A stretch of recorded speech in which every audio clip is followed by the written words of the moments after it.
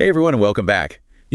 On the show, we like to get off the beaten path, right? Right. So today we're taking a deep dive into a place you probably won't find in many travel brochures, Bangladesh. Yeah, it's a country that's often kind of overlooked, but it's actually got a lot to offer. Yeah, I mean, a lot to offer in terms of challenges, Yeah. but also triumphs. Exactly. And the source material we have for this deep dive really paints a fascinating picture. I mean, I have to admit, I was kind of blown away by some of the stuff we read. Ship graveyards, unique cuisines, even a tribe with some very unconventional family structures. Yeah, it definitely makes you question your assumptions about development and what it means to thrive in the face of adversity. Totally. So are you ready to explore the unseen side of Bangladesh? Absolutely. I think maybe a good place to start is with a geographical overview. Okay, yeah. So geographically, Bangladesh is in South Asia. It's almost completely surrounded by India, with a tiny bit of Myanmar to the southeast and the Bay of Bengal to the south. So it's a pretty small country then. Yeah, it's actually roughly the size of Iowa. Okay. But here's the kicker. It's got a population of over 160 million people. Wow. Yeah. So that's like 5 times the population of Iowa crammed into the same space. That's incredible. That population density must have a huge impact on everything. Oh, yeah, absolutely. I mean, Yeah. everything from housing to transportation, resources, the environment, you name it. And speaking of defining features, the source kept mentioning that Bangladesh is a country of rivers. What do they mean by that? Well, they weren't kidding. Bangladesh has over 700 rivers that just crisscross the whole landscape. 700. 700. Yeah. And they're not just like geographical features, Yeah. They're like the lifeblood of the whole country. They shape the agriculture, transportation, even the culture. Wow. I can see how that would be both a blessing and a curse, especially when you think about the overpopulation and the natural disasters that can happen. Yeah, definitely. And we'll get into those issues later. But first, something that really jumped out at me from the source was the garment industry. Oh, yeah, right. The Made in Bangladesh tag we see on so many clothes these days. Exactly. Bangladesh is like the second largest garment exporter in the whole world, second only to China. But what those tags don't tell you is the story behind them.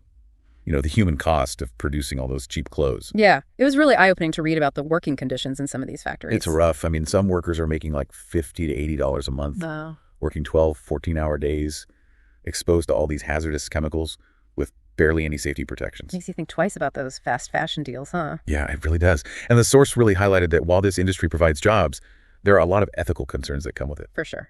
Okay, well, speaking of unsettling realities, the source also talked about this ship graveyard in Chittagong. Oh, yeah. It's the largest in the world, right? It is. Just imagine like massive cargo ships and oil tankers all past their prime being dragged onto the beaches of Chittagong to be taken apart piece by piece. That sounds kind of apocalyptic. It is kind of wild. And it's got a lot of implications. On the one hand, it does provide jobs and a source of scrap metal. But on the other hand, the working conditions are crazy dangerous. Like you've got workers exposed to heavy metals, toxic waste, even radioactive materials, often without proper protection. And the environmental impact has got to be significant, too. Oh, absolutely. The whole ship-breaking process releases all kinds of pollutants into the environment. It's impacting marine life, coastal communities.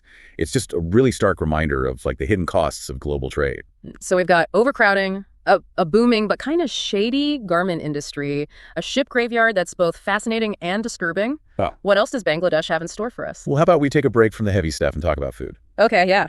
I'm down for a culinary adventure. The source mentioned that Bangladesh has a really vibrant street food scene with all sorts of unique dishes. What kind of stuff are we talking? Think like pitas, rice cakes, these savory snacks called fushkas. Frushka. They're like these little fried dough balls filled with spiced potatoes and chickpeas and then served with tamarind water. Okay, that sounds pretty good. Yeah, they sound amazing, but Uh-oh.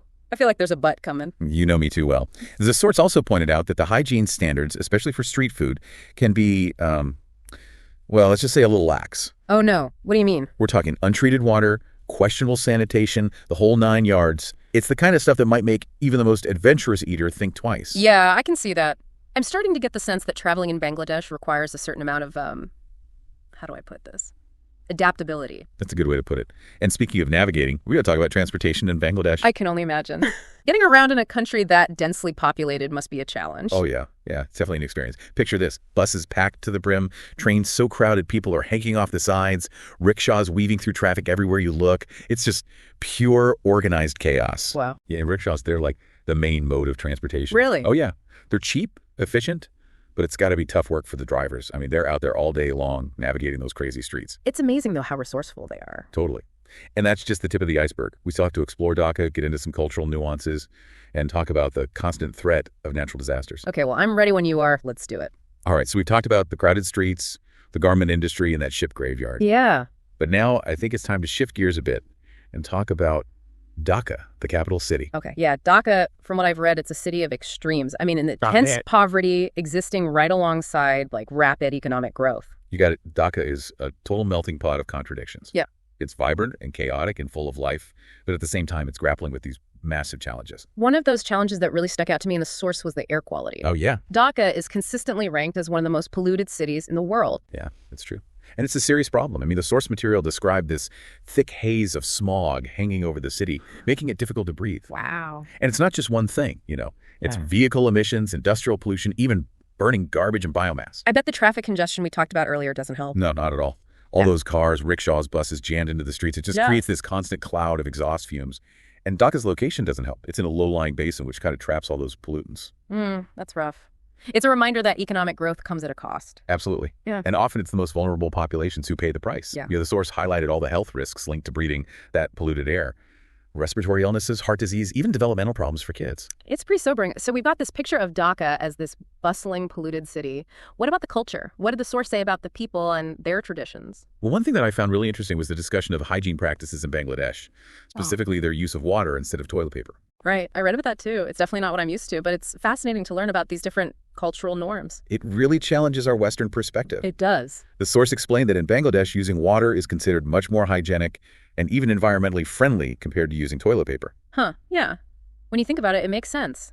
It's a good reminder that what we consider normal is really just a product of our own culture. For sure, really.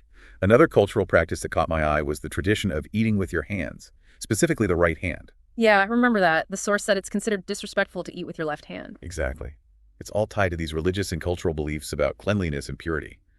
The right hand is the clean hand used for eating, while the left hand is for other tasks. Interesting. It's such a small gesture, but it has all this cultural significance. It Yeah. makes you realize how much we take for granted in our own little cultural bubble. Speaking of the things we take for granted, the source also touched on the constant threat of natural disasters in Bangladesh. Oh, right. With its location and low-lying terrain, Bangladesh is super vulnerable to cyclones, floods, even earthquakes. And as climate change gets worse, those risks are only going to increase. You know, rising sea levels, more intense cyclones, unpredictable rainfall. It's a lot to deal with. It sounds overwhelming, but from what I've read, the people of Bangladesh are incredibly resilient. They are. They've had to be. They've developed early warning systems, community-based disaster preparedness programs. They've come up with innovative approaches to reduce the risks. They've learned to adapt and rebuild over and over again. It's really inspiring. Their ability to bounce back from such devastation speaks volumes about the human spirit, the power of community, and the will to survive. I agree. It shows us that even when faced with seemingly impossible challenges, there's always hope, and human ingenuity can always find a way forward. Okay, so we've covered the environmental issues, the cultural side of things, and the people's resilience. But what about the economy as a whole? I know Bangladesh has been called a development success story. Yeah, that's true. They've seen consistent economic growth and significant poverty reduction over the past few decades. But like with most things in Bangladesh, there's more to the story. Right. The source pointed out that this economic growth hasn't benefited everyone equally. Exactly. The economy might be growing, but the gap between the rich and the poor is still huge.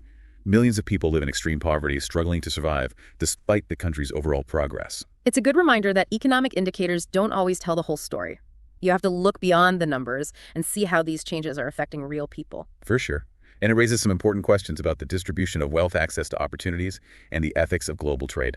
Okay, there's one more thing I have to ask about, something that really piqued my curiosity. The Munda tribe and their unique family structure. Ah, yes, the husband sharing thing. Ah, That one definitely challenged my assumptions about families. mine too. Can you explain a little more about how it works? Sure. From what I understand, in Munda structure, a woman can share her husband with her sister or another close female relative. Wow, it's so different from our Western ideas of marriage and family. What's the reasoning behind it? Well, the source explained that it serves a few different purposes. First, it makes sure that all the women have a chance to have a family and children, even if they don't have a partner. That makes sense. It's like built-in social support and ensures the family line continues. Right. It also helps balance out the gender ratios in communities where there might be fewer men.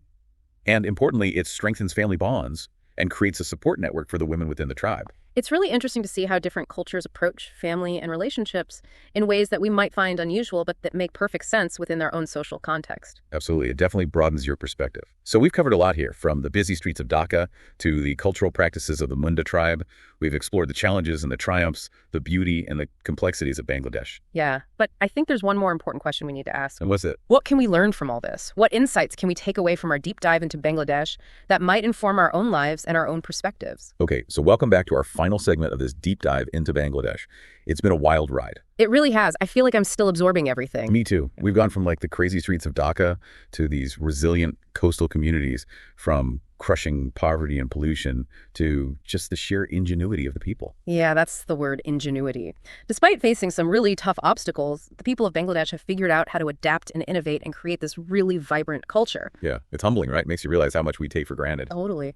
When I think about those garment workers, the shipbreakers, the rickshaw drivers working in those conditions but still pushing forward, it really puts things in perspective. And those communities rebuilding after cyclones and floods, it's remarkable how strong and resilient they are. It really is. So what can we learn from them? What lessons can we apply to our own lives, even though our circumstances are so different? That's a great question. Yeah. What do you think? What stood out to you? Well, I think one of the biggest things is resourcefulness.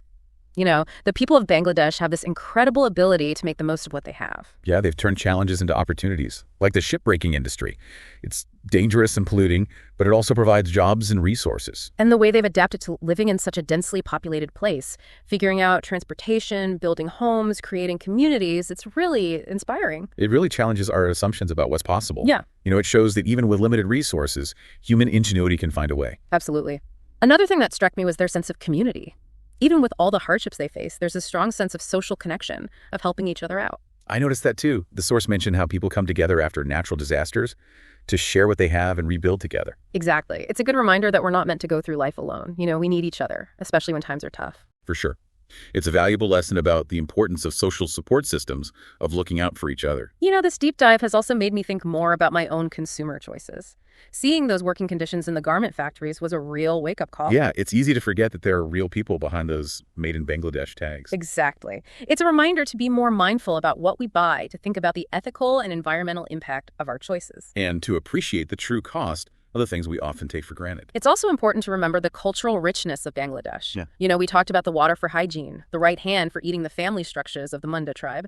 These traditions might seem strange to us, but they're deeply meaningful within their culture. Right. It's a reminder that there are many ways of being in the world, many ways of living and relating to one another. And that kind of diversity is something to celebrate. So as we wrap up this deep dive into Bangladesh, I'm feeling a mix of emotions. Amazement at the resilience of the people concerned for the challenges they face, and a new appreciation for a culture so different from my own. I feel the same. It's been an eye-opening journey. Well, I hope our listeners feel the same way. Bangladesh might not be at the top of everyone's travel list, but it's a country with so much to teach us about the human spirit, the power of community, and the importance of embracing different perspectives. If you're looking for a destination that will challenge your assumptions, broaden your horizons, and leave you with a sense of wonder, Bangladesh just might be the place for you. Thanks for joining us on this deep dive into Bangladesh. We'll see you next time when we explore another unseen corner of the world.